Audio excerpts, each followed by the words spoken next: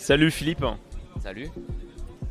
t'as un jeu à nous présenter. Ouais, tout à fait. Donc nous en fait on présente un tout petit projet et tout jeune qui s'appelle War for Cry. En fait l'essence même et la genèse de ce projet-là, c'est de redonner la main et la possibilité de récompenser les compétences d'un joueur. On est initialement à la création du projet, on est des gamers. Et notre projet, c'est de remettre vraiment les compétences du joueur dans le centre des mécanismes de récompense. Dans les Play to Earn, c'est des mécanismes qui sont souvent très compliqués à comprendre et à accéder pour les gamers qui sont issus du Web 2, et ce qui fait que souvent on a quand même un petit peu de mal à attirer la population qui vient du Web 2. Et notre projet se veut le plus équitable et le plus valorisant des compétences des joueurs. Donc on a monté tout un système et toute une récompense et qu'on travaille là-dessus depuis presque un an maintenant. Et puis on est à notre premier événement, premier salon où on commence à faire connaître.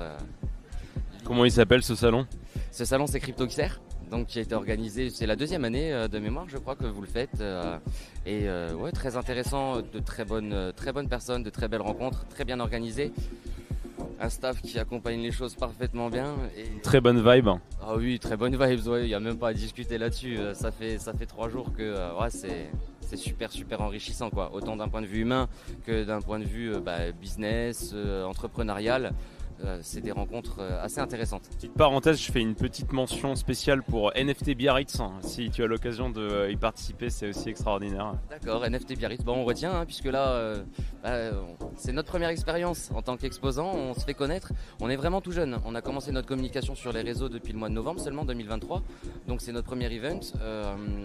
Il n'y a pas encore de choses listées, les choses sont vraiment toutes officieuses au moment où on se présente ici. On est en cours de création des statuts, donc on est vraiment très tôt dans la création du projet.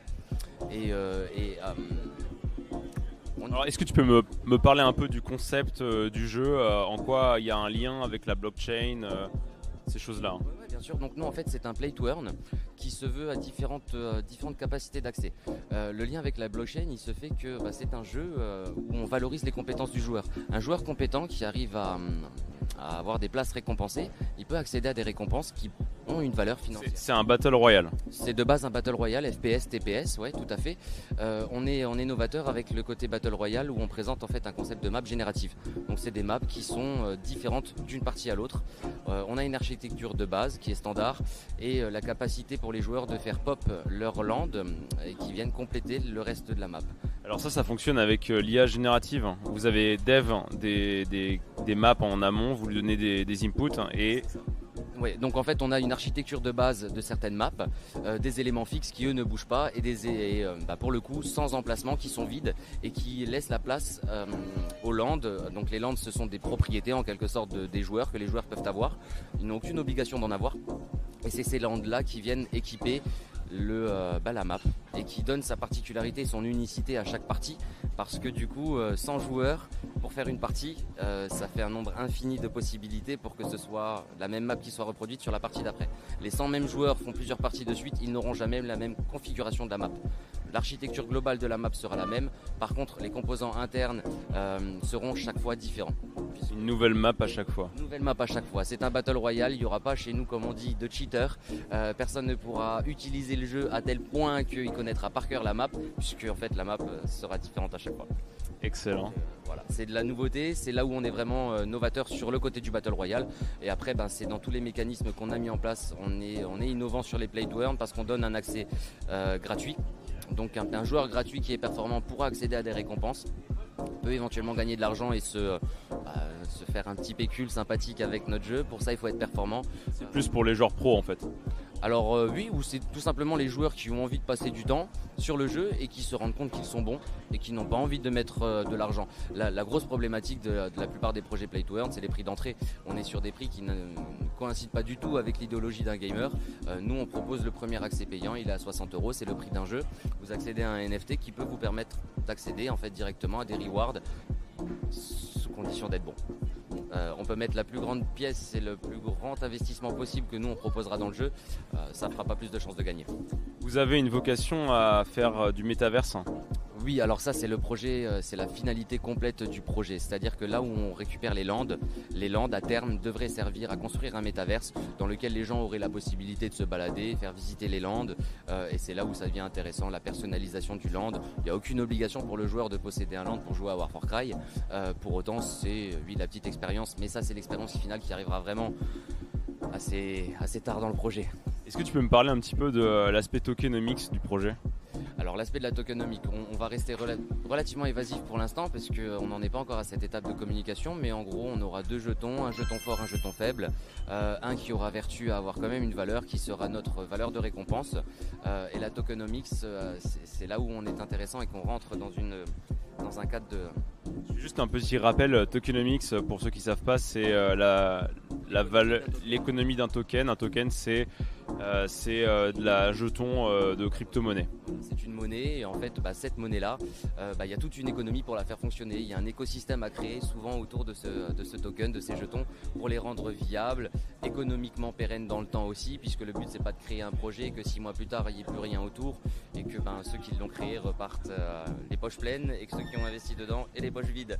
Là le but c'est vraiment créer quelque chose de sociétal. On essaye nous à notre petit niveau de démocratiser en fait le play to earn et la crypto-monnaie en intégrant ça de manière très basique et très standard sans avoir un portefeuille d'investissement qui est déjà conséquent.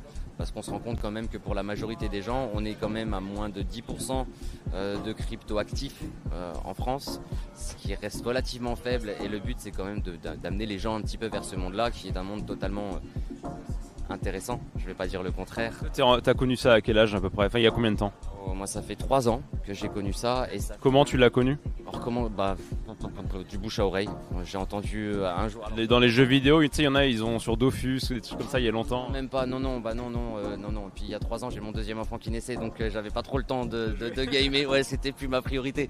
Donc dans l'idée, non. Big up à tous les papas mamans. Merci, ouais, courage, hein, on s'en sortira. C'est nous qui gagnerons à la fin.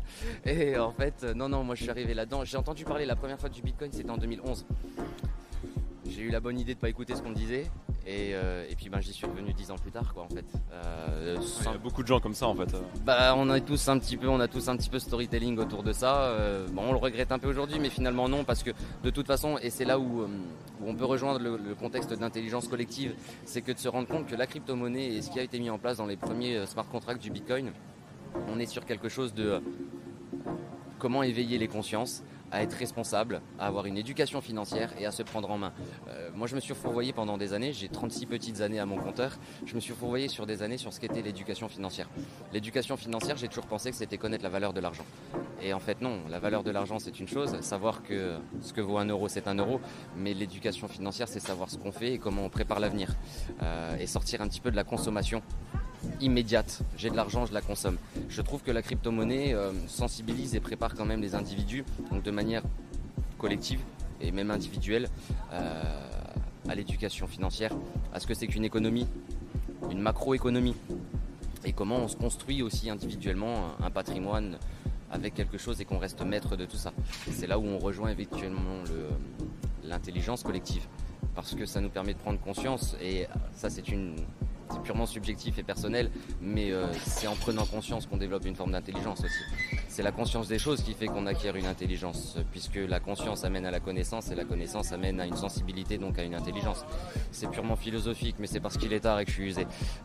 C'est un point de vue intéressant en tout cas, et j'en parle un peu dans certaines recherches que j'ai pu faire. En tout cas, ça rejoint un peu des définitions que j'ai pu faire sur l'intelligence comme capacité qu'a un organisme à s'adapter continuellement pour survivre et pour évoluer. Je suis infirmier de formation, donc la capacité d'adaptation pour moi c'est l'essence même. La résilience. Ces jolis mots qu'on entend tout le temps et qui sont sympathiques. Mais l'antifragilité, j'aime bien. L'antifragilité, c'est pas mal, oui. Nassim Nicolas Taleb. Ok, ouais, pas mal. Je l'avais pas celle-ci. Je l'avais pas vraiment. Il a écrit un très bon bouquin qui s'appelle Antifragile. Antifragile, voilà. Okay. Le signe noir aussi. Signe noir, ouais, ça. C'est des concepts aussi. Bon là il y a trop de bruit. Maintenant je pense que c'était super, c'était une super interview. Merci beaucoup. Merci de nous avoir laissé l'opportunité aussi d'en parler un petit peu et puis suivez votre projet, suivez le projet War for Cry. Voilà, petit projet français où on a du merchandising où on est beaucoup sur du Made in France. On veut vraiment remettre la French Tech et la France au devant de pas mal de choses. On produit et on imprime tout en France. Ok. Tout est fait en France et on va tout faire pour que tout reste en France. C'est cool. C'est la force de notre projet. Et abonnez-vous à MetaFox.